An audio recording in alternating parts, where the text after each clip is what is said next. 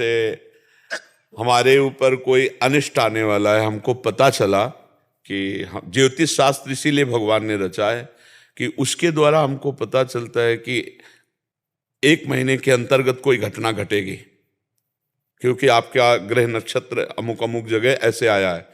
अब हम अनुष्ठान की खोज करें कि उस घटना का किस अनुष्ठान के द्वारा हम काट कर सकते हैं। तो अगर हम मृत्युंजय जाप कराते हैं या उस घटना जो होनी है, जो ग्रह विपरीत बैठा है, उसकी शांति के लिए कार्य कराते हैं, तो ये कर्म हमारा प्रायश्चित होगा जो पाप हमें अटैक करने वाला है। और वो अटैक बहुत लघु होगा या मिट भी सकता है और लघु भी हो सकता है। आपका इधर साधन कितना जोर का है और उधर का प्रारब्ध कितना जोर का है। अगर मानो 100% प्रारब्ध आ रहा है और आपका 50% अनुष्ठान है, तो 50% आपको भोगना पड़ेगा, 50% न। और अगर 100 से अनुष्ठान है तो मिटिया मिट प्रारब्ध का हो जाएगा, कुछ नहीं कर पाएगा। इसीलिए ज्योतिष शास्त्र को वंदना है, भगवान ने रचा है कि आगामी क्या होने वाला है उसको हम मिटाने के लिए अनुष्ठान कर सकते हैं।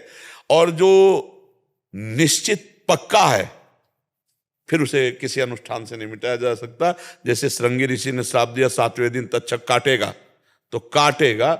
बड़े बड़े ऋषि मुनि मंत्र औषधि सब का प्रयोग किया गया, लेकिन तक्षक वहां पहुंचा और परीक्षित को काटा और परीक्षित का शरीर भस्म हुआ। ऐसा जो जैसे वशिष्ठ जी कह रहे हैं, सुनो भरत भावी प्रबल बिलख कहो मुनिनाथ, हानि लाभ जीवन मरण जस अपजस विधिहान।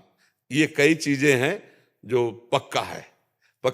पर अनुष्ठान कुछ सीमा तक मिटाया जा सकता है। जो आगामी हमारे ऊपर अटैक करने वाला हमारा कर्म है, वो कोई देवता थोड़ी, हमारा कर्म का परिणाम है, तो हम उसका प्रायश्चित कर रहे हैं।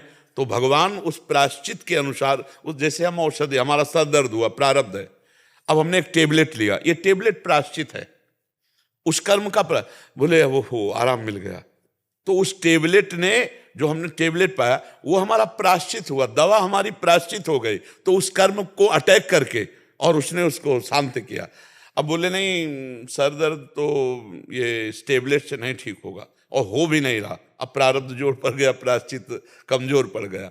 ऐसे कितने क्रियाएं, पर जो पक्का प्रारब्ध होगा, कुछ होते हैं कच्चे, वो प्रायश्चित, कुछ पक्का है।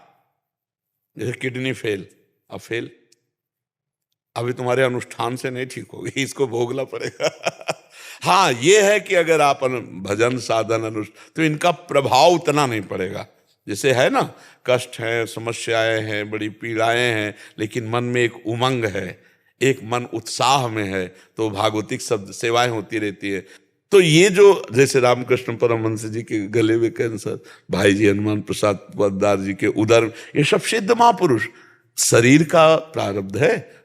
और मुझे यही मन में आता है कि जैसे मतलब जब हरि ने लिख ही रखा है ना, हाँ, तो किसी, तो ये सबके मन में नहीं आता, ये पवित्र मन में। जैसे अपने लोग है ना, तो इसके विषय में सोचते ही नहीं कि भगवान ने ऐसा, वो आपका जोई जोई प्यारो करे सोई मोहि भावे। हमें सोच ये है कि हमारी सोच कहीं जाए ना, केवल आप में लगी रहे। सोच इतनी है कि बिसरी हो ना बिसारी हो, यही दान मोहि देव, श्री हरिवंश के लाड़िले मोहि अपनी कर लियो। चाहे जैसे रखो मैं आपका हूं, पर आपको भूलूं नहीं, बस ये बात रहे, है नहीं। तो यही ये पवित्र हृदय में आता है।